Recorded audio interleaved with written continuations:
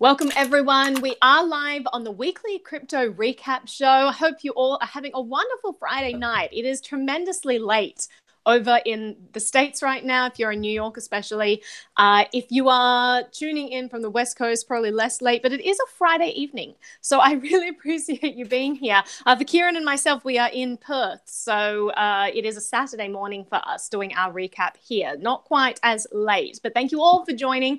We have some awesome guests here, a lot of people on the show sharing expertise on what has been a pretty interesting week in crypto. And because we're wild, you know, we're here on a Friday night because crypto is so wild, and that's why we're all watching this. So if you have a drink, then get out your drink. Kieran has peppermint tea. I do like to call this the hijinks and high tea show. So if it's Saturday morning for you, then bring out your tea. If it's a Friday night, bring out whatever you want there. So guys, welcome to the show. We have Zafoid, Kieran, and Crypto Stash with us today. Welcome. Happy to be here. Oh, cool. And just letting you know, as always, I am feeding all of this through Bitbacker. And just before we start, so there were a few power chats that I got told off for because I missed them in my last stream for announcing them. So I'm going to go through and just announce those. First of all, Semt sent me a power chat and said, great interview, referring to the live stream I did yesterday. Thank you so much, Semt. I really appreciate that. Master Snack says, so happy you are pumping out these awesome content on crypto in these tough times. Well, the tough times is kind of where you get rid of all the fluff in the space and you end up with the people who really believe in the tech. So I think it's the best time for actually learning in this space. But thank you so much, Master Snack. Huckfin said, keep bringing up the BTC fees, please. Haha, they bring themselves up. But okay, no, fee joke there wasn't very funny. Thank you, Huck. I really appreciate that. And then the ones I missed from before, we have Anonymous, who says Happy New Year. Yes, Happy New Year, everyone. It is almost that time. We have another Anonymous saying great interview. Have some sweet Bcash, and then we have someone called Mesquica. I don't know. The profile picture kind of looks like you, Kieran. And he says, hi, I'm the troll you're waiting for. So if that was you, Kieran, I'm really glad that we have that troll on the show today. So yes, yes, I am the troll. You are that troll. I am the troll you are looking for.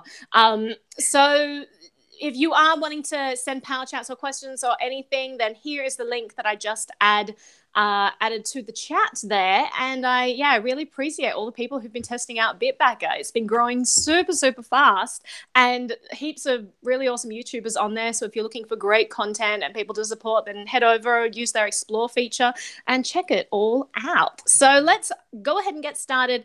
The first thing I want to talk about, we've had a lot of talk in the news this week about vulnerabilities in wallets. We've had wallet hacks. We've had phishing scams. So let's start off with the Electrum wallet. This was a big thing that happened in the news, and apparently 245 Bitcoins worth, which is almost $1 million at today's prices. So that's a huge amount of money that was stolen basically because people were setting up these fake servers on the Electrum wallet, and when people connect to them, they get this error message, tells them to update. They click a link, and then they're basically screwed. So let's talk about that to start off with in this this show that is going to be dedicated a lot to security risks.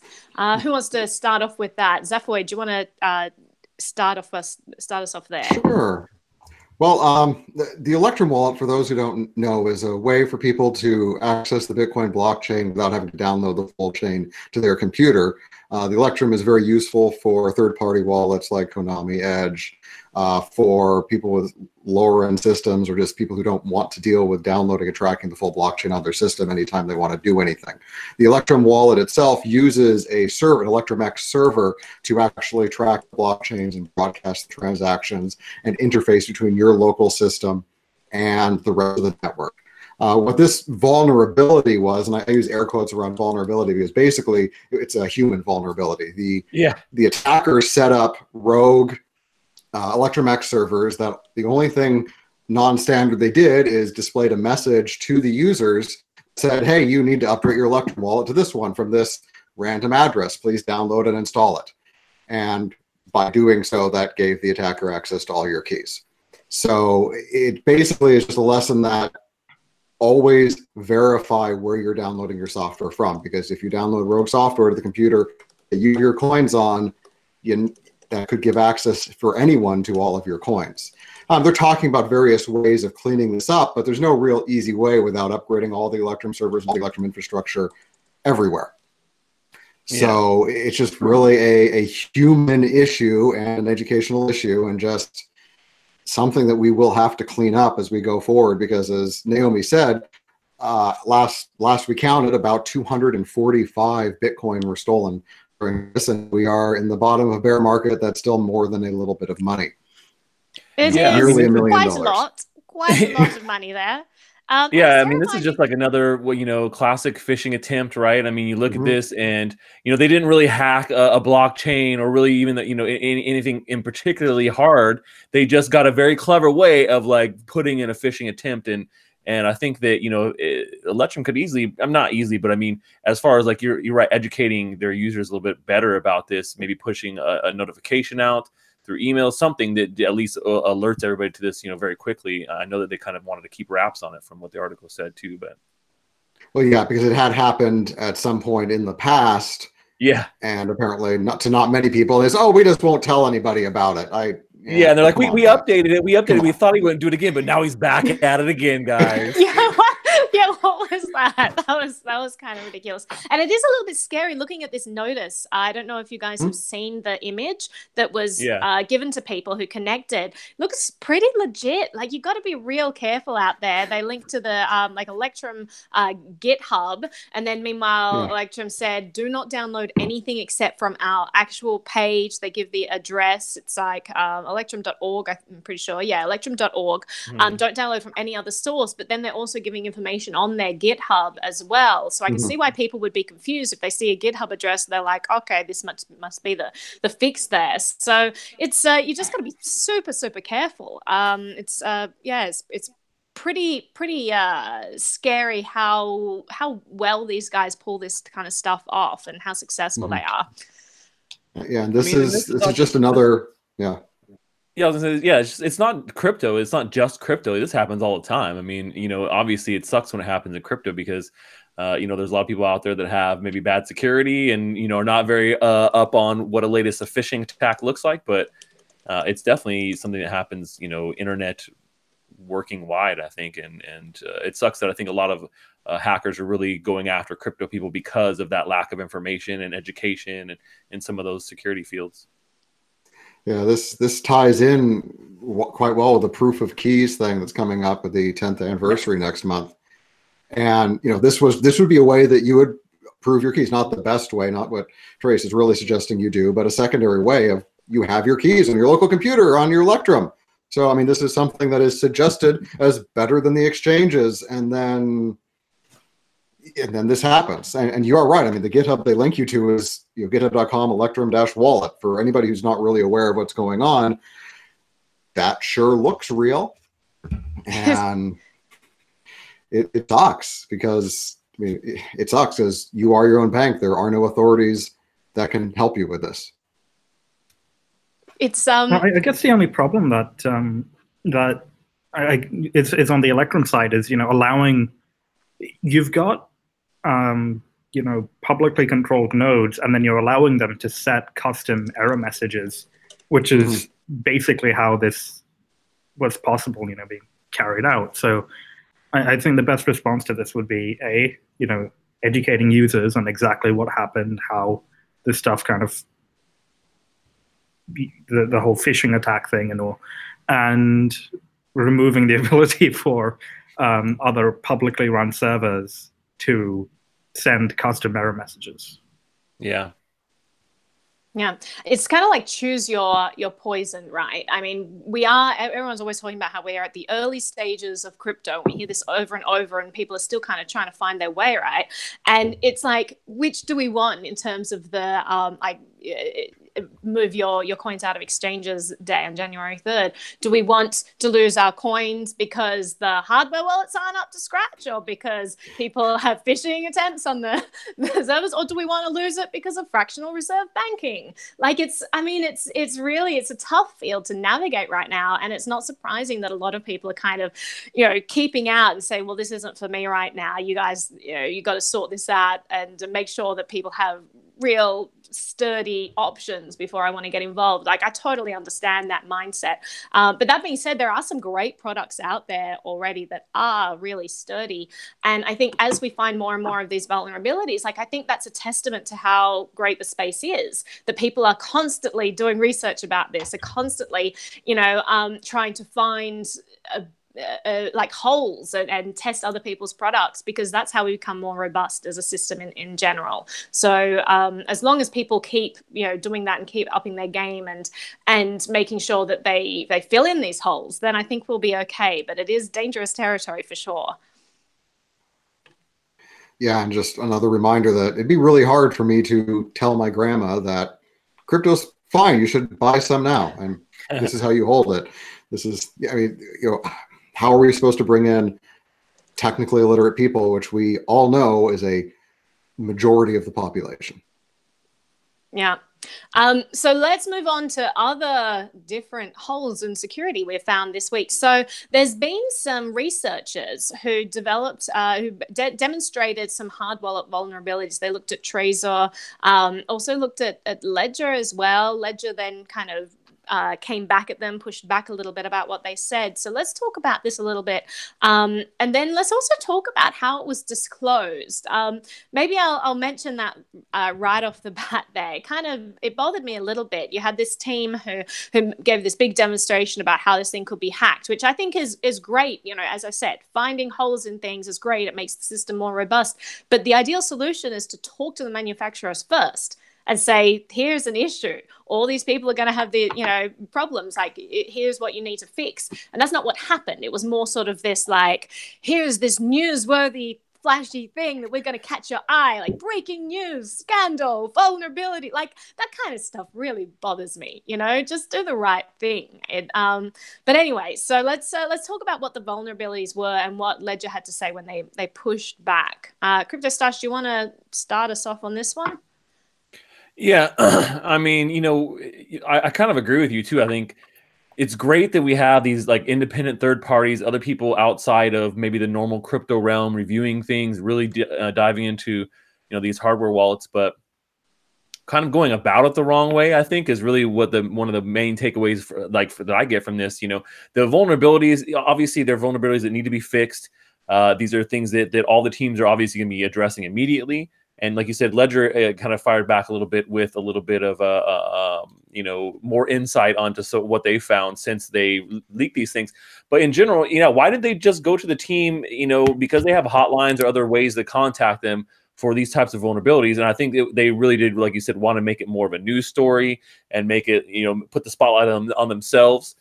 More so than you see sometimes in the community here, in crypto community, where someone reports a bug to the developers. They do it anonymously, or they do it discreetly and privately, so they can then fix it, so it's not put out there, a vulnerability trying to create a bunch of drama. And I think they kind of went about it a little bit that way in this respect. Yeah. Let's talk about what the actual vulnerability was. My understanding is that it involved physically accessing the device. Am I correct in this, Safoid? Correct. With this, basically, the short of it is if you lose your Trezor, they probably have your crypto. So, or you lose your Trezor or your Ledger Nano S, they could get your crypto off of it without your PIN and without your recovery phrase. So yeah, basically flashing the firmware, overriding is kind of what the way they went about doing it. But I mean, and that's kind of what you think about it anyways. Like, if you lost something else, like you lost a safe deposit box or something that was like holding a physical something, it would be kind of the same way, so you definitely want to make sure you keep those things safe. But like I said, I think they've blown it out of proportion a little bit here to make it more sensational. Like, oh my gosh, get your stuff off Trezor because it's vulnerable. I think that they're like, people like to really blow those types of things up in this kind of crypto world. So Yeah, and it is frustrating because the ledger people and the trezor people and the keep all the hardware wallet people like to sell their device as something completely secure. If you lose it, don't worry. Just use your recovery phrase. You're good. They're never going to get into it. And this just proves the ongoing truth when it comes to anything computer related is if they have access to your physical hardware, they have everything on your system, be it an encrypted hard drive, be it your cell phone, be it whatever. There's no way to fully protect yourself from a motivated attacker who has physical access to your stuff. And we'd love it to be different. That's always going to be the case, not. right? We're never going to be able to get away from that, I don't think. Yeah, for sure. And like I was reading, so Peter Todd, he's a great person to go to for looking at like security holes and things. He does a lot of research into this. He was talking about it. And it does, I mean, he makes a great point. Like when you guys were just mentioning the rhetoric surrounding all of this, like, oh, we're unhackable, we're super secure, all of this. It is great to have people like him who put things into perspective and who say, well, no, it's not entirely true. There are these ways to get around things like that, like physical interception. But at the same time, physical interception and like some of the ways that these hacks are neat, like some of the context and some of the like universal lining elements that need to happen for some of these hacks to take place. I mean, it's not a huge risk a lot of the time, but I still think it's super important for people to realize that there is a risk. These aren't completely infallible systems. And especially when you have phishing scams like the Electrum wallet, there are different ways for you to perhaps download new firmware. And that's like a way to override this system. So it's important to know things like that. Yeah. And keep in mind that with the ledger and the trezor, the vulnerability does allow them to sell you one that they have pre-configured this way, and you likely would not know the difference, and you could flash it with your own firmware and you still would be vulnerable. And you would go to their site and they'd say, hey, everything looks good. And you would have no idea this happened because stickers are horrible security and their serial numbers are horrible security. Like what's with that? Like, here's a sticker. Now you know that it's fine. Like, no one else could make this. No one. It's a foolproof sticker. Thank you. No, but that's why you got to buy direct. Because people were saying recently in like, for example, Telegram groups, people are always trying to like sell Cassacious coins and things like that. And it's kind of this tamper-proof little coin that obviously could be replicated, and obviously someone could, make it look like it hasn't been tampered with. So a lot of these things, you just got to be super, super careful with it all. Yeah, and you just need to make sure as you're organizing your crypto, the stuff you're likely to be spending on a day-to-day basis is going to have less security than the stuff you're hopefully keeping in cold storage that nobody will have access to for 10 years. And there's just going to be different levels of risk acceptance there. And we just have to be used to that because, again, with credit cards and the traditional banks, which we might talk about a little bit later, if you lose your card, you call somebody. If somebody does a fake transaction, you call somebody. You have recourse. Whereas in the crypto world, you are your own bank, thus there is no recourse. Exactly. Yeah. And just like you wouldn't give some random person signing rights on your checking account, you make sure no random people have access to your private keys. And that's just how you have to work. Right. Absolutely. And I mean, similar situation, if you lose your debit card, like if you lost your hardware wallet, same thing, immediately you want to try and cancel that card, understand that someone may have found it already and they're out there swiping it and getting gas and buying strawberries. Like someone bought like $150 of strawberries on my credit card, like earlier this year. $150 of strawberries, man. I mean, I immediately reported it, but I mean, that's a lot of damn strawberries. But what are they going to do with all these strawberries? Like, are they making strawberry pie? Are they making some jam? So if you guys see someone who suddenly is like shilling a whole bunch of strawberry jam, you let us know, because that guy selling dodgy. it for crypto.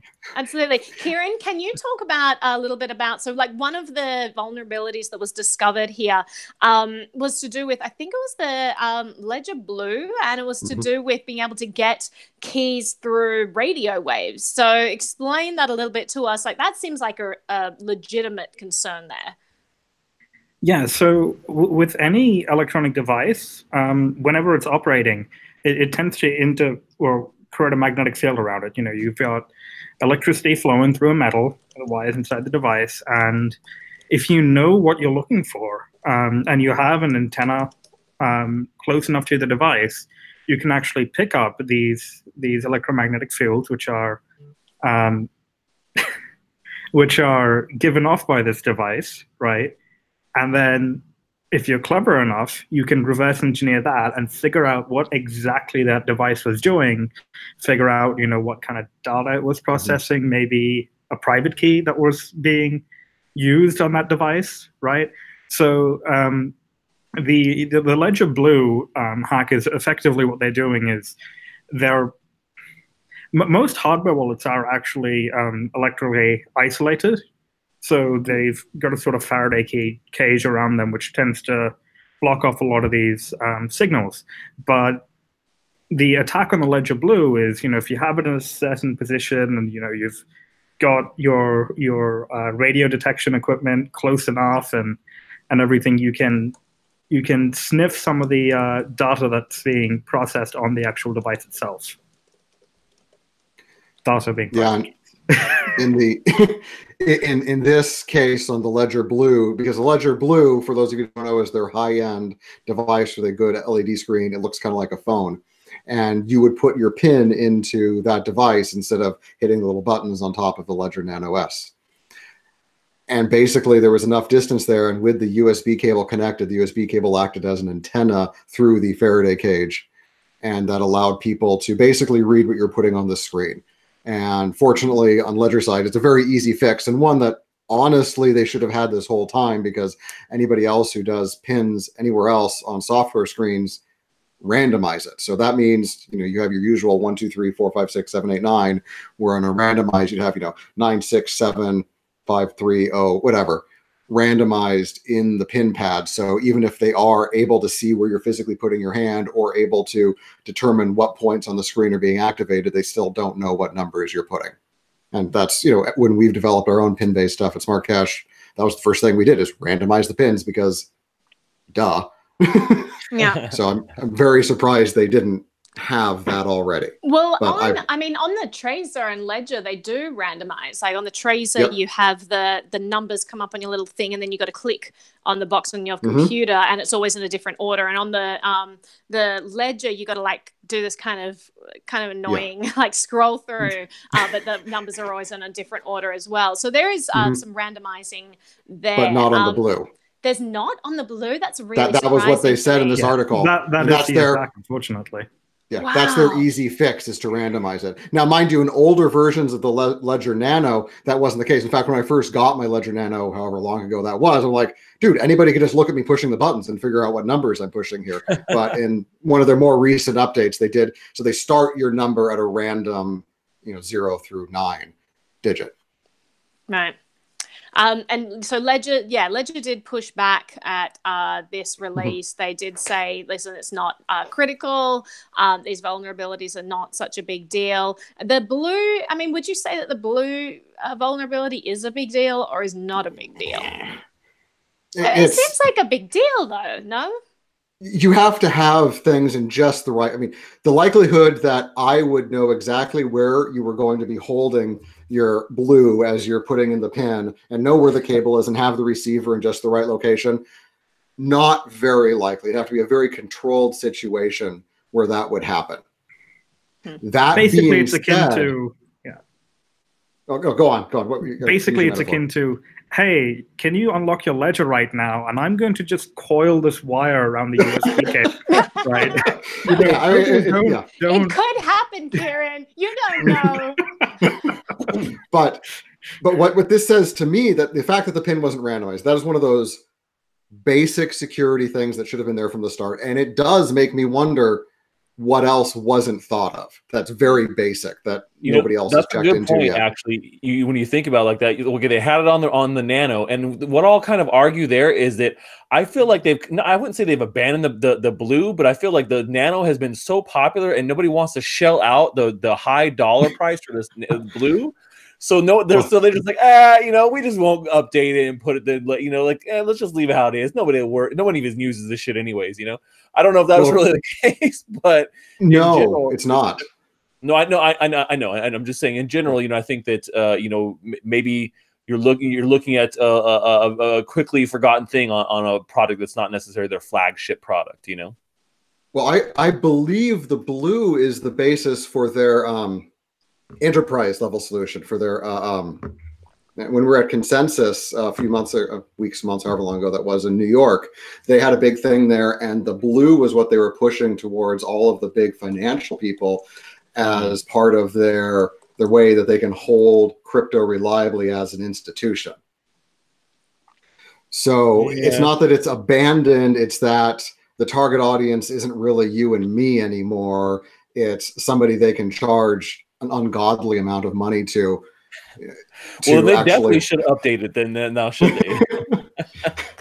Yeah, well, they're doing so. The next update apparently is at the end of January. They were a little bit miffed in their pushback when they said they should have responsibly disclosed this to us. This is the first we've heard of it. We would have appreciated that, and I think there's something to say about that. We've had a lot of, BTC bugs, BCH bugs. The team has gone through generally a process that's pretty responsible for those disclosures. And I think that's really important to continue in the space and to continue to have that respect for people's holdings. This isn't just like a gotcha moment. It's like, yes, now I have fame and people are giving me accolades. I discovered this worthy thing. It's not that worthy if you've just told everyone of this exploit. So I think that, I can understand why they would have been a little bit miffed. Even I know Zaphoid, even though the exploit was this ridiculous kind of narrow, gotta hold your phone at this angle and whatever. I think it's still important to reach out to the companies. You can still have your gotcha moment. You can still release it, but give them some heads up and let them know. I think that's always important. I'm all for responsible disclosure. So I agree with you completely that they should have reached out directly about some of these. That being said, the initial things with the security and the sticker security and the putting chips inside it are somewhat outside of the disclosure process because, outside of redesigning the device, there's no firmware they could release that would fix the Ledger Nano S or the Trezor issue right now, as far as I'm aware. Right. So let's move on. We've still got a lot of stuff to cover there. Before we do, I want to say to Archer Bullseye, huge thank you for sending through a power chat there. Archer says, "Whoa, it's late Friday. You must still be overseas." Also tell Zaphoid he needs a better internet connection. Lol.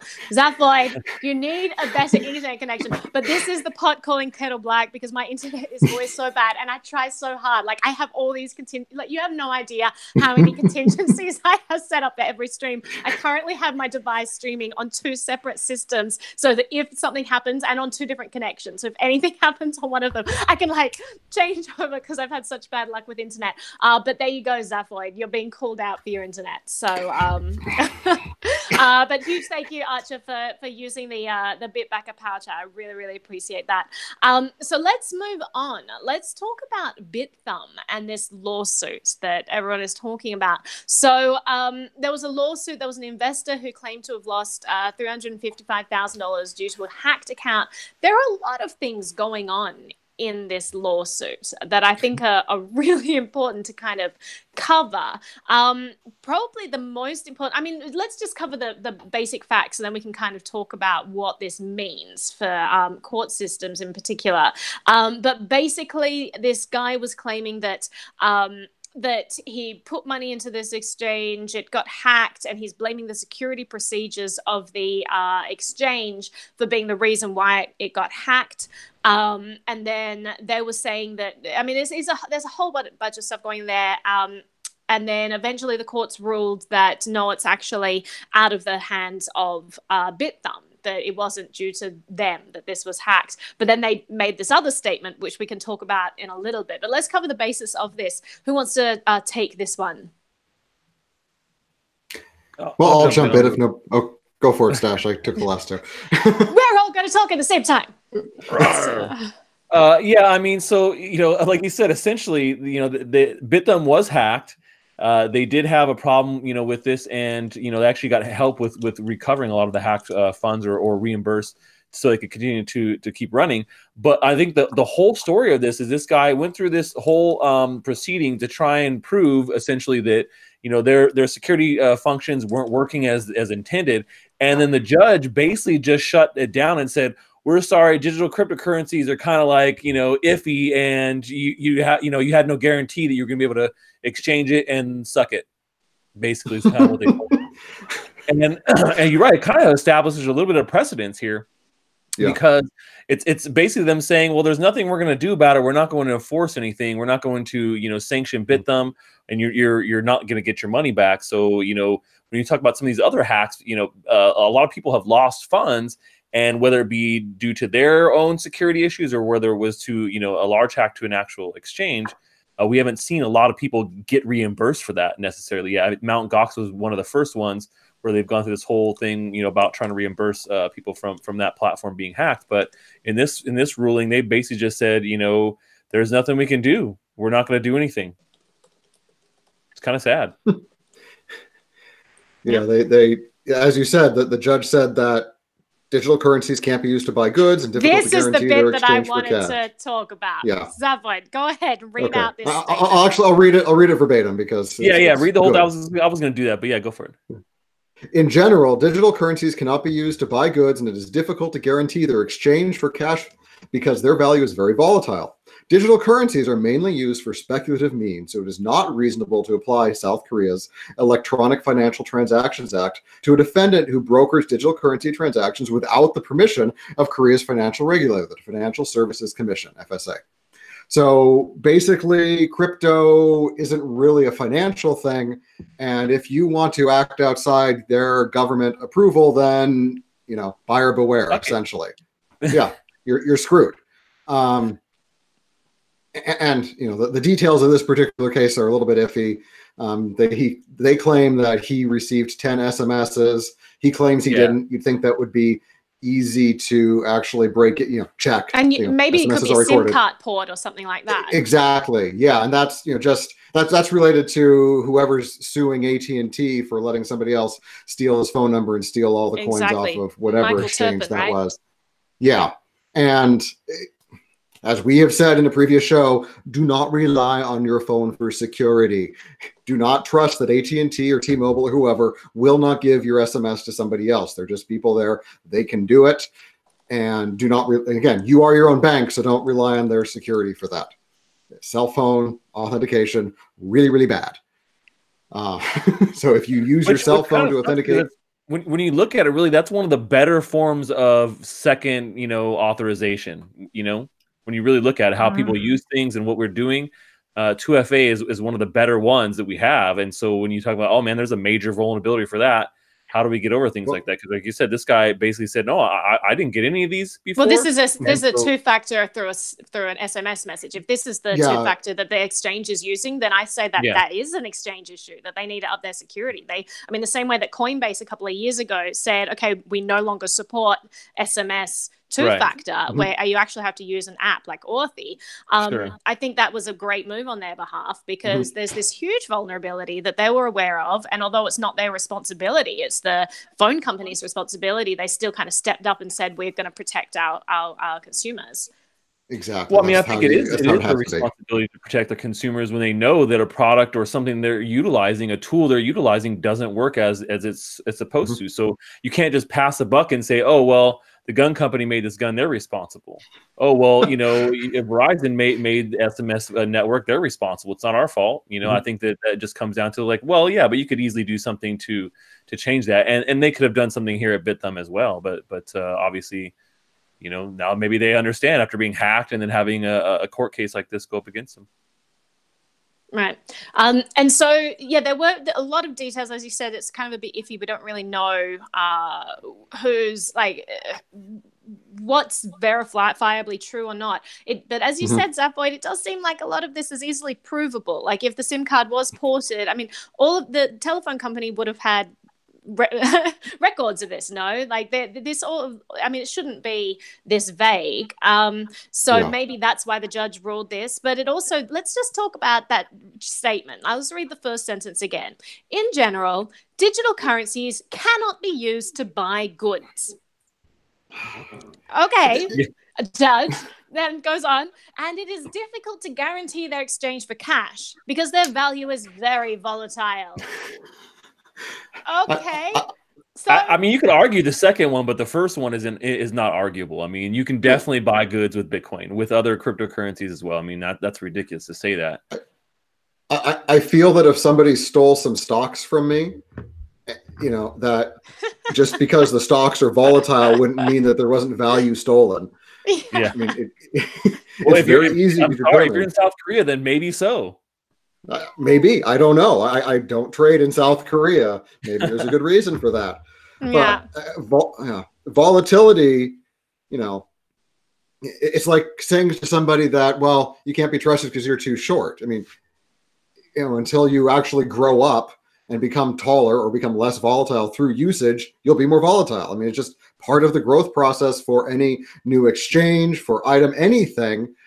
The value is volatile initially, and we're still in the initial stages of cryptocurrency. But, you know, but even scratching that back, you look at the last 2 weeks of the stock market in the United States, and volatility is, you know, whoever shorted the volatility index, they are very sad right now. Yeah. And so there are a couple of things in this statement I want to address. That was definitely one of them, Zapvoid. Like, it's kind of ridiculous for them to be making that sort of a comment. It's very clear that they're very out of touch with the crypto space and making rulings about things that they don't really understand. But that being said, we have to look at how unregulated the crypto markets are compared to regular markets. That's a good thing. It should be even far less regulated than it currently is. But that being said, I can understand why, I do kind of like the idea of saying, like, use at your own risk. You know, we're not going to protect you if something happens. You need to do your own research. Like, that's kind of been the ethos of crypto, and I think that that's fine to some degree. It does seem very contradictory the way that they stated it, but I also think that it is okay for a court to kind of say, this is outside of our jurisdiction. We're not going to deal with this. If you're going to use it, know that. Like, you disagree? Yes and no. I agree that I like that it's outside the realm of the Financial Services Commission. 100%. I do not like the government being involved controlling it. What I disagree at is, even in a state of, you know, anarchy, as far as the anarcho-capitalists talk about it, you would still have an agreement. If you made an agreement with me and you violated that agreement, there should be recourse. I should have a way through an independent judicial system or whatever to have recourse against you for violating that agreement. But that brings me to the next point, though, Zapvoid. So I agree entirely. And I think if there's an agreement there and you say, yes, we have this contractual agreement. Now, this guy put his money in this exchange understanding what their two-factor was, you know, to turn around and say, like, your security measures were not up to snuff for this thing that I willingly and of my own volition put my money into. Like, maybe do some research and find a better exchange. If that's the case. Like, I do have a huge amount of sympathy for this person who lost a lot of money, and I don't know how much it was him and how much it was the exchange. The courts ruled that it was more him. It seems like there were some flaws in the protocols the exchange is using, though, so it's hard to know. But yeah, I mean, what was the agreement that this guy said? Like, obviously he didn't want his money taken, but if I give my money to a homeless person on the street, it's like, hey, just watch my wallet, just gonna be over there, you just watch it, don't touch it. Like, I could say, yeah, that's an agreement that I made, but I made it knowing full well what was going on within that obligation, you know? And I do, I'm with you there. Yeah, I was gonna say that speaks to centralized exchanges. You know, you're right. In an unregulated market like this, where you can't really be guaranteed any kind of safeties or securities, you're dealing with all these vulnerabilities, and it's up to you to kind of decide whether you should be using it or not. Sucks. Yeah. Yeah, let's move on because we've got a lot of other stuff to cover, and we're starting to run out of time. So you have Huobi and KuCoin who are delisting failing altcoins because the markets have just been so terrible. So there have been a heap of coins. I think there's like 32 digital assets that they are delisting at the moment. Do we have a list of what they are? Do they provide one of those? They have yeah, so boy, yeah. I don't know if it's complete or not. Excuse me. I don't know if it's complete or not at this point, but yes, they have provided a full list of them with some relatively well-known tokens and coins on that list. Interesting. And what's the purpose of delisting? Just because they don't want to upkeep the support for this, and probably because they're laying off workers as well in this market? I think it's just because they're shit coins, honestly. Is it they're making a judgment that they're a shit coin? Is it because it requires a certain amount of upkeep to keep them on and they're just not performing and it's not profitable? Because I know lots of shit coins that are on exchanges that are extremely profitable. I'm not going to say, because I know there are some supporters in this chat, but you all know what I'm talking about. We're talking about like centralized shitty coins. So I just wonder about that. Like, okay, so like if you look at like one of the connected articles, they say like, you know, the some of the reasons they're being delisted is because teams are falling behind on like weekly reports they're supposed to submit, and if you do that a total of 8 weeks, so basically it's you know, non-responsive coins, you know, and there's a couple of the reasons they're saying that they would be, you know, maybe if they're maliciously manipulating the market. So I guess some of these coins were found to be doing that as well. I mean, it doesn't like go into specifically which one did what, but maliciously manipulating the market. And did they give a definition for what that means? They stopped paying us to market make. Right. Exactly. And that, yeah, it might be wash trading, things like that, where they have these fake accounts up to make it look like their coin has more volume on a certain platform, and maybe they caught these people doing it. And you know, I think that when you look at some of these projects, I mean, there's some decent sized projects on there, but most of them are fairly, you know, smaller projects that are ICOs. Yeah. Yeah. The biggest one I recognize is Salt.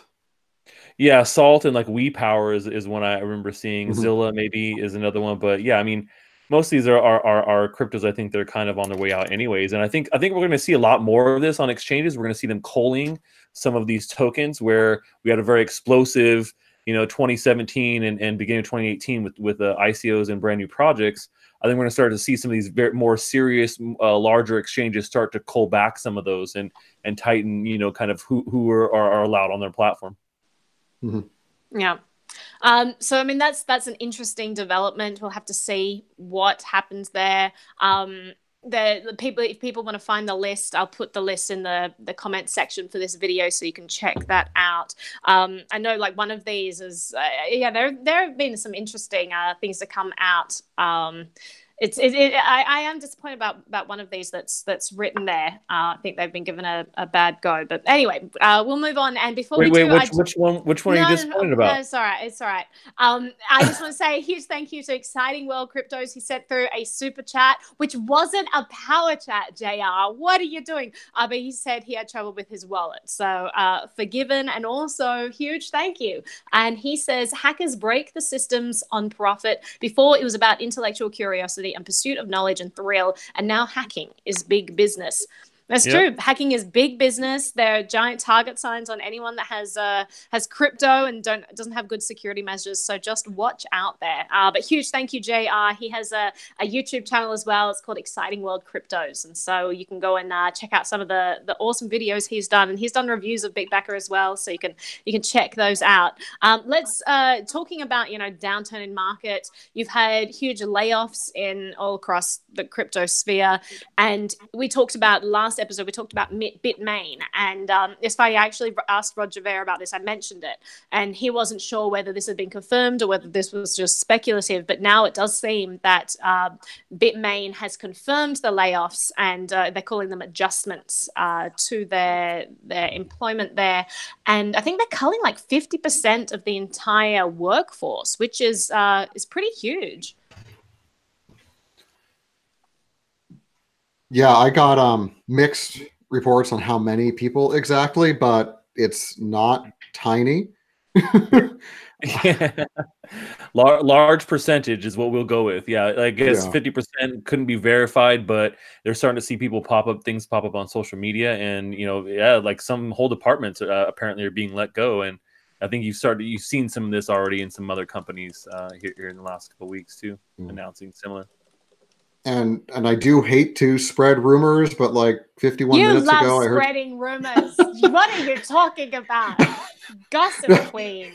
All right, This sorry, is- continue. This is Breaking news, completely guys. unverified, completely uncorroborated, whatever.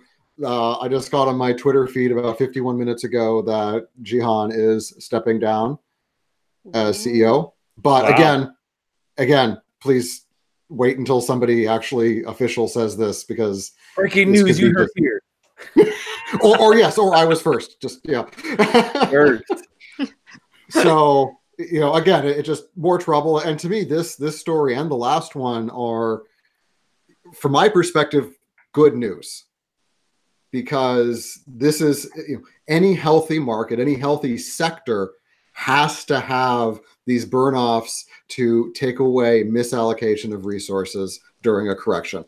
Without stuff like this happening, there is no purpose to the correction, and the same issues will just happen with the next boom. That's why the 2008 collapse took so long for the recovery to even get caught up to where it was. That's why it was the longest recovery, because it was the slowest recovery, because we just gave the banks a whole bunch of money to save them from the consequences of their own actions. So, and that's why this next collapse, from my perspective, again, not an economist, just from my understanding of the way the cycle will work, that it will be worse than the last one, because we didn't actually solve any of the misallocation of resources issues. And we did the same thing, and then did it tenfold by like holding interest rates at ridiculously low, like for 10 plus years. So it's just, it's absolutely insane. And I get incredibly worried thinking about the future and what's going to come. Yeah.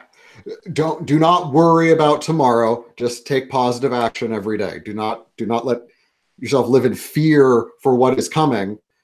Be excited that we are part of what is coming after that. Everyone panic! No, don't. Sapphire price is much better, guys. I think with Bitmain, I think really when they had the kind of flopped IPO that they tried to go after, I think that's kind of the start of their troubles. They really, I feel like they tried to go for this big money grab, and it failed, kind of blew up in their face a little bit, and then everything now is just kind of steady decline. So I don't know. So we'll have they did the IPO so they could get money, and apparently they needed the money to exist, not just to grow. Yeah, right. So that's what I'm saying. But you're right, healthy, I think. Oh dear. All right, moving on, and sort of related. This is just something that happened in the traditional financial world, which is kind of linked to crypto when we're talking about better alternatives out there. So Wells Fargo, they're paying $575 million to settle to states to settle fake account claims. Crypto Stash, you want to start us off with that one? Yeah, so I mean, this is not necessarily directly crypto related, but I think it just mirrors kind of, we talk about a lot of things that happen in crypto, people getting hacked, things that, institutions doing things they shouldn't.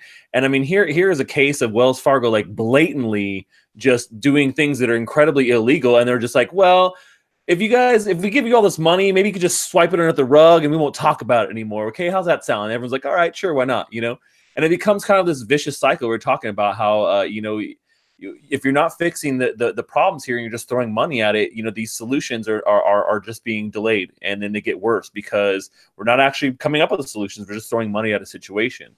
And so essentially what happened is that, there have been charges filed on multiple accounts in different states that since September of 2016, when like the banks and employees admitted opening like 3.5 million fake accounts and credit cards underneath people's names without customers' knowledge. And I mean, like, what do you think they're doing this for? Like, how are they gaming all these things? Well, it's all for personal gain, most likely. I mean, they're not just doing it just for the hell of it. And so you see this, and they've done it in multiple instances and cases. They did it with car insurance, they did it with mortgages. And so people paid like unfair fees. And so, yeah, I mean, these are huge class action lawsuits that they're just settling out of court for money so they can kind of keep it quiet and not put it out there. But I think it just goes to show that, no matter what industry you're in or what third party you're trusting, there's always going to be major headaches when it's a centralized body. And once again, here our banks have showed us, they just need to throw a bunch of money at a situation and bail out. And where'd they get this money for this this bailout too? Oh, thank you, taxpayers. You're so kind. Right. Stepping up again. It's very nice of you. Yeah. This shows a lot of the perverse incentives that are in the traditional financial industry. And basically, I read about this a while ago when they were started, and basically they had a bunch of good years going up to 2007, 2008. And then they set quotas basically for their employees to generate these new accounts. And so what are the employees going to do? Are they going to quit or get fired for not meeting the quota? Or are they going to type a little bit and make these fake accounts? I mean, what do you think is the most common thing there? So this was just all part of the misallocation of resources that our traditional financial system has produced through the abstracting out of our value through all these third parties, so we don't know anything that's going on. Apparently, I get very philosophical after 10 o'clock on a Friday night. Sorry. It's a good time for it. And I love this, but on the flip side, oh no, $500 million. To you and me, that is more money than we will probably ever see until hyperinflation hits. But to them, that is way less than they made off of this. Oh yeah, I mean, they made probably billions off of all this stuff that they've done. I mean, the money generated from this. So yeah, it's to them, it's kind of like, all right, well, we're cutting to our profits a little bit here because we got caught and we got to pay out to keep things quiet. But yeah, we're still in the green, so why not? Yeah, and as you said, the taxpayers are covering for this. And it's not like this money is going to go back into the pockets of the people who were screwed by this. Not a single person will be made whole by this. That's the government not how this works. Yeah. The government's saying, hey, you damaged us. We were suing you as the damaged party. But the government wasn't damaged by this. People were. The people should have a right to this money back. And not a single one of them will see a penny out of this. Well, I mean, they do have a class action lawsuit, so I'm not exactly sure if people are going to be paid out in that kind of way. But yeah, you're right. A lot of it is the state versus the state versus Wells Fargo in these cases. So I don't know. It's just, but yeah, I mean, you talk about these things like, and not only were they doing this, but also, millions of people's information was leaked and used, and this has just happened over and over and over again with these banks, and it just becomes a joke, Like right now, apparently they're still under Federal Reserve restrictions by the Fed, until February. So, my gosh, whatever that means. So breaking news from the chat here. A client Zipzig says that apparently the feds are secretly buying strawberries. I don't know what that's about, but yeah, just something that is just breaking. You heard it here first. Maybe we are on the verge of tracking down the culprits who made fake charges on your account. I knew it. It was the Fed. It was Federal Reserve. They were using that thing to buy strawberries for themselves all this time. Yeah. So down with the Fed. Anthony Monero says, I hope you received my power chat. No, but I received your super chat. I don't know where the power chat is. So let me know. I feel bad if you sent one and I didn't get it. But thank you, Anthony. You're always so wonderful. And Polly B says, Naomi, are you still in the future? What is it like? It's amazing here. You guys are not going to believe Saturday. Saturday is so good. You're just going to have such a good time. It's going to be really, really great. Do they have better internet in the future? They have terrible internet in the future. The cartels really just clamp down on their stronghold, blocking out competition with their government-imposed monopoly. So, unfortunately, internet doesn't get better, but crypto saves the day. You would not believe how awesome cryptocurrency is here in the future on Saturday. So I don't want to spoil it for you. You're just going to have to wait and see, but it's going to be fantastic. Anthony, if it's still pending, send me a screenshot and I'll see if I can figure that out. I'm not sure what browser you're using, but there's also a recovery option through Bitbacker as well. If you wanted to recover the coins from the browser, it may be something to do with the address or something that you're using. So if you wanted to send me a screenshot, I could see if I could help you out there. So we are running out of time. So a couple more things that I do want to talk about. Mark Karpelès.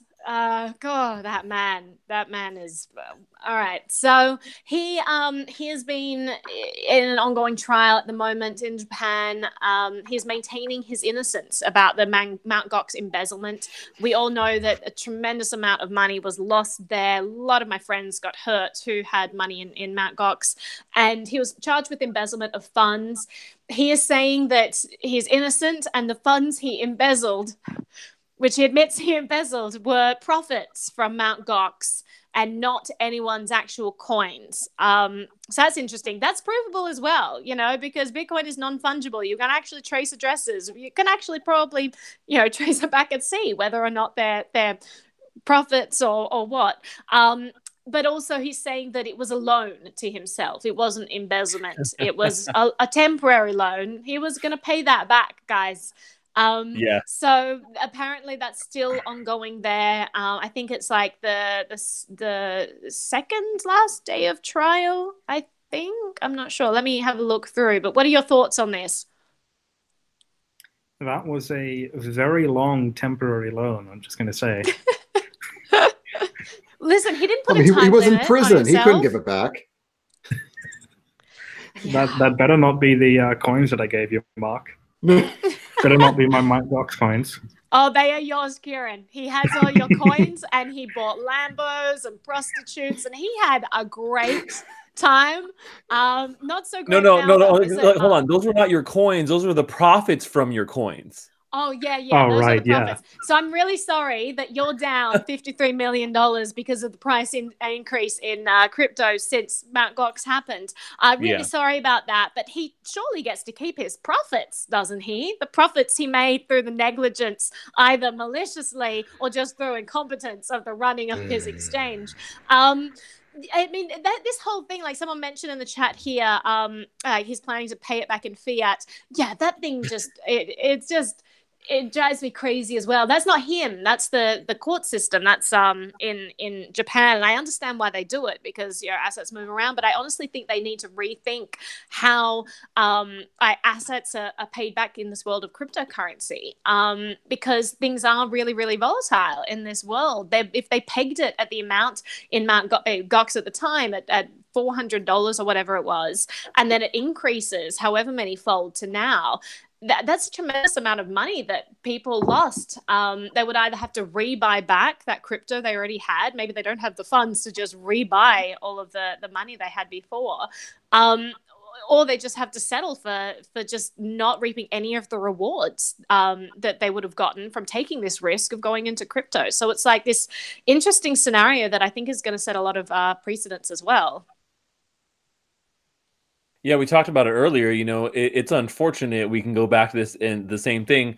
Well, you're in cryptocurrency, a very unregulated market where, these things aren't necessarily considered, under a lot of these regulations that you would think would protect you from a case like this. But, this guy, I think, is just shady in general. I think the way he's going about it is super shady. I think he's going to get hammered on this one.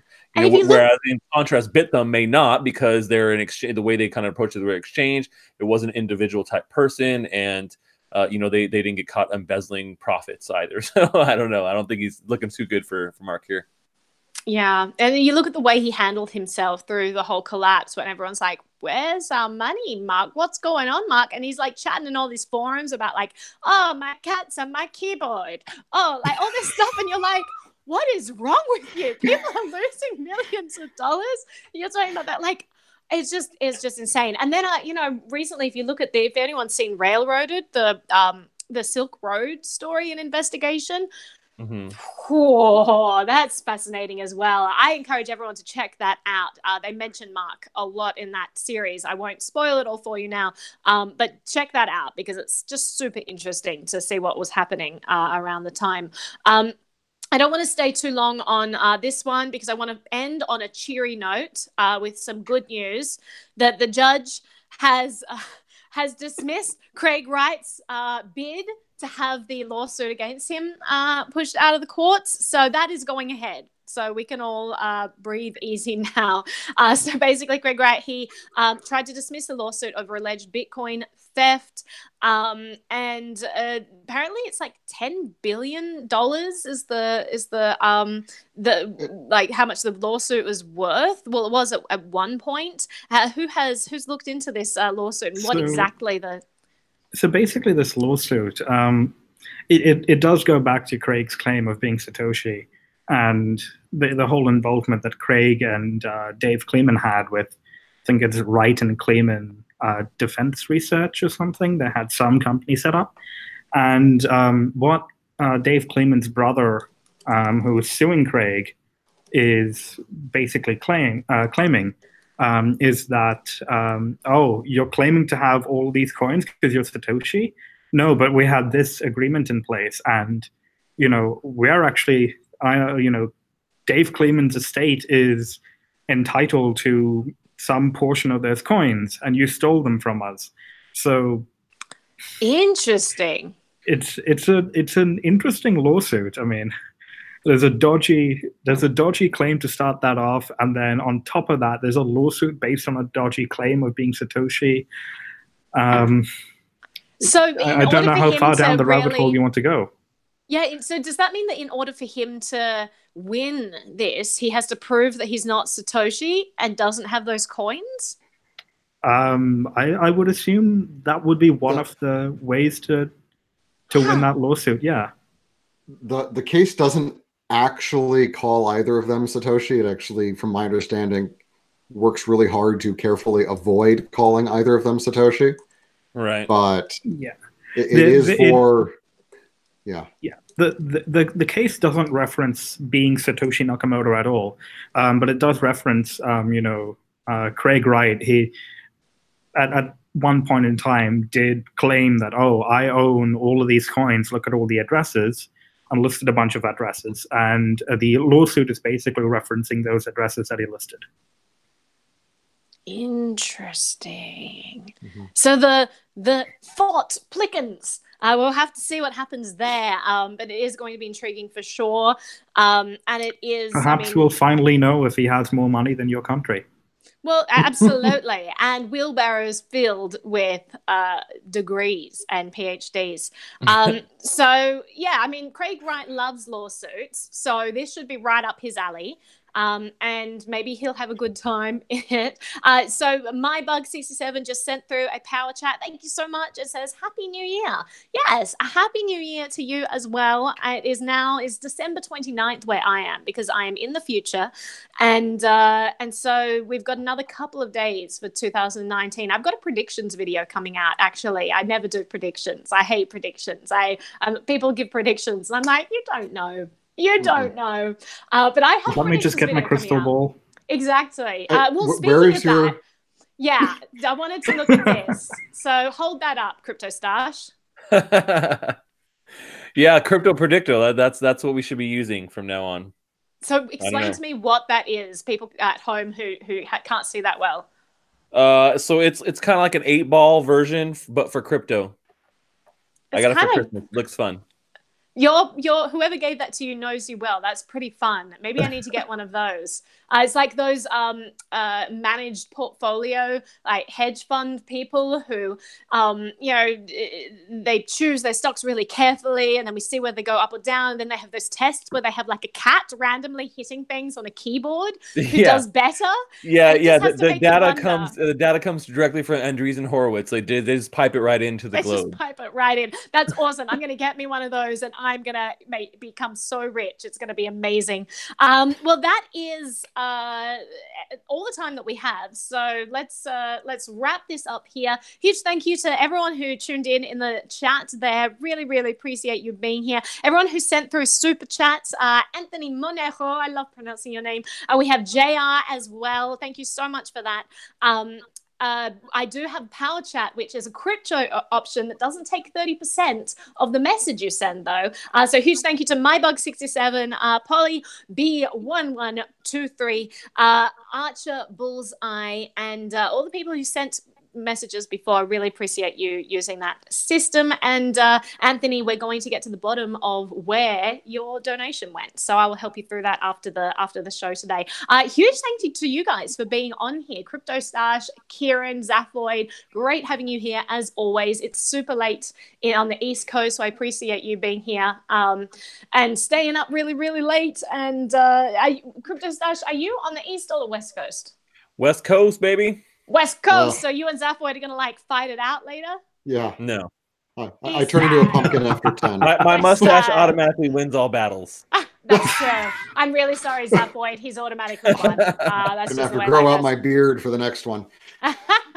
Absolutely. Yeah. But huge thank you to all of you. It has been really, really fun doing these from Australia. I've got some fun things coming up, and I've decided to host a 10th anniversary Bitcoin party on January 3rd. So if you're in Perth or know people who are in Perth or know people who are not too far from Perth who are into crypto, I don't know too many crypto people here. So I'm just like hoping that there'll be people who'll be interested in this. Otherwise, it may become like hey, I'll introduce you to crypto party, which is also going to be pretty fun. But 10th anniversary, it's going to be pretty exciting. So that'll be January 3rd, and you can check out my Twitter to find the link for that one there. Not going to be at Black Box. It's not going to be at Black Box because Black Box isn't a thing. And it's not going to be a Blockbox either. Not going to be a Blockbox either. Unfortunately, our security and catering staff are on holidays. Oh no! And I'm not much of a bouncer. I don't think I'd be able to like fend people off. So we'll find another option there. But it should be pretty fun. Maybe it'll even be sponsored by Blockbox or even Black Box. We'll have to see. But it's going to be pretty fun regardless. Everyone, thank you for joining me on your Friday night. I really, really appreciate you guys being here and sharing this evening. Now go and have a wonderful weekend and enjoy the rest of your night or the rest of your Saturday if you are not in the United States. And that is all. Thank you. Bye.